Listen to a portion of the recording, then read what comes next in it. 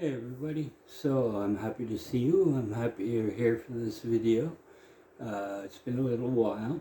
I'm going to keep this one pretty simple, but it's a great technical exercise that I do every day in my routine. It sounds like this. I'm going to stand up so you can see a little bit what I'm doing.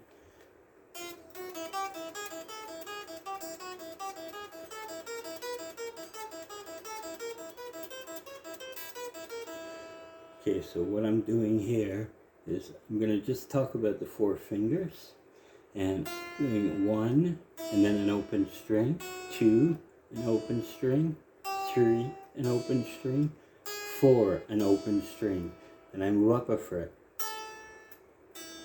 and I go backwards, third finger, second finger, first finger. So very slow, that would be like this.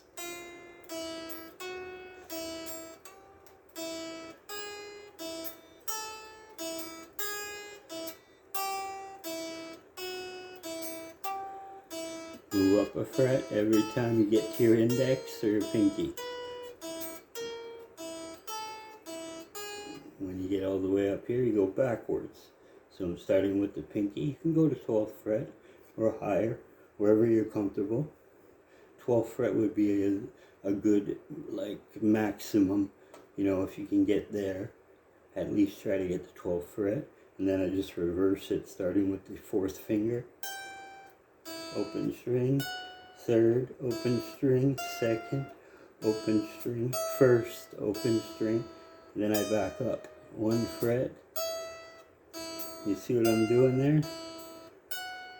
I'm just doing the mirror image of what I did when I went up. So when I'm ascending on the string, I'm going to be doing move up a fret, move up a fret. When I'm descending, I'm going to be doing this. Open, 3rd fret, open, not 3rd fret, 3rd finger. Then I go forward, back up. I'll do that slowly.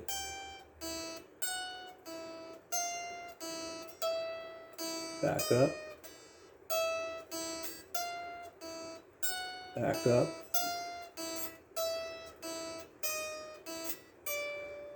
Okay, so you get the idea of how the exercise works. And what you want to be able to do is do that on all your strings. So once you do the highest string, the E string, get up as high as you can go. This guitar I've got, as you can see the shape, it's got cutaways. These round parts are called cutaways. If you have an acoustic guitar, it's round here and here. So you won't be able to get as high, but if you get the 12th fret with this position, this exercise, that would be fine. If you can go higher, go ahead. It depends on your guitar, when you have. And I've got a couple that are round like that, so I can't, it's very difficult to get high. The body gets in the way of your hand. So keep it comfortable. And the important thing here is to try to keep a steady tempo. So here's where I'm going to really suggest that you consider getting a metronome, because that, if you have that combined with this exercise and the other ones I've given you, you will find that it's going to really improve your rhythm. And rhythm is something that is not talked about enough as far as guitar playing goes. We think about soloing, and we don't necessarily think that rhythm is part of what we do. Well, I disagree with that. I think rhythm is one of the most important things you can have. In my next video, we'll talk about that. But for now, I just want to give you that little exercise. Do it on all your strings. And if you can get a metronome, you can pick up a metronome for under 50 bucks. A little digital one is the best thing. It doesn't have to be fancy, as long as it works.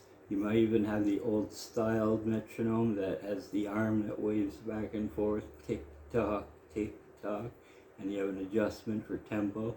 That's fine too, that'll do the job. But if you don't have a metronome, I suggest you consider buying one, even used, whatever, wherever you can find them. Don't spend, some of them are $120 or $150, and they have all these extra features which are usually not really necessary. So you only need a basic metronome. And what we're doing is if we have a beat, you want to start very slow.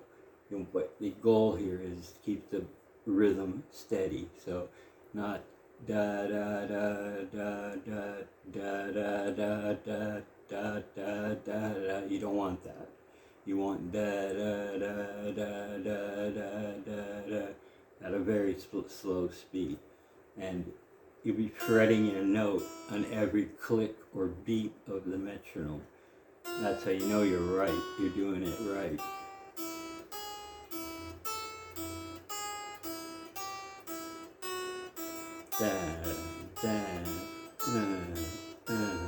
And in music we'd count that as 1 and 2 and 3 and 4 and so that'll do a lot for your pick hand, believe me. I use it in my practice routine every day, and ideally your goal should be somewhere to get to about, if you can get to 100, that's great. If you can get to 120, you're doing pretty damn good with your pick hand. And in my next video, we'll talk more about the pick hand. But for now, just take that simple exercise. And if it was written in tablature, it would be 1 0 2 0 3 0 4 0 5 0 4 0 3 0 2 0, and so on. And coming down, let's just say I'm at 12th fret, and it would be 15 0, 14 0, 13 0, 12 0, move back, 11 0, 12 0, 13 0, 14 0. So you get the idea. You're just doing, when you're descending, you go all the way up. When you're descending on the same string, you're just reversing the exercise. You're creating the mirror image of it. And what you want to do is be able to play that on all strings and get as high as you can.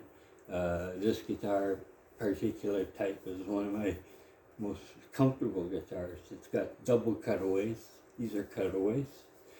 Some guitars do not have them. They're actually round here and round here like an acoustic guitar.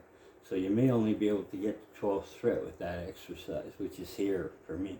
But I can go up quite high. I can go up to 17th position even. But that's about as high as I can realistically go. The goal here is not to go super high. The goal is to get your pick hand and your fret hand working together on an isolated string. So that's why you do it up and down on a single string, and then you switch to the next string. So if you were coming backwards, you would be switch.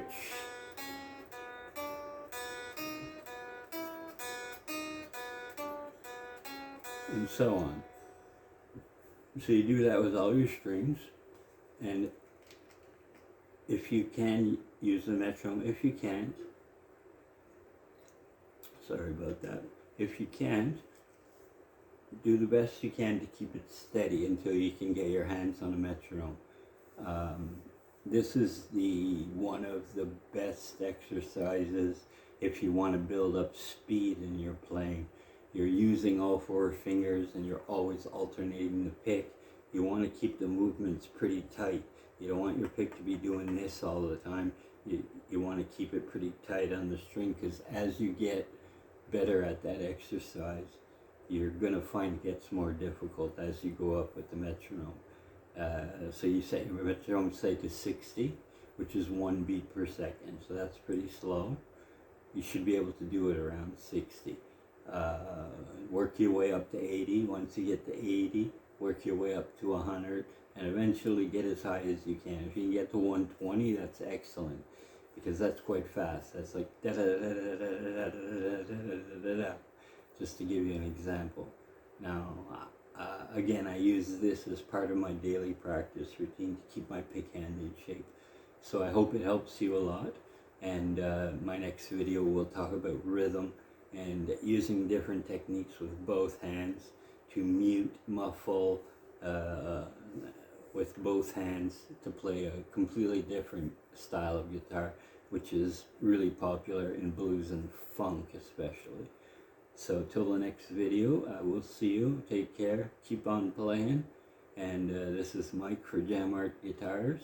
And I will see you next time. Hit the like button and subscribe. Bye-bye.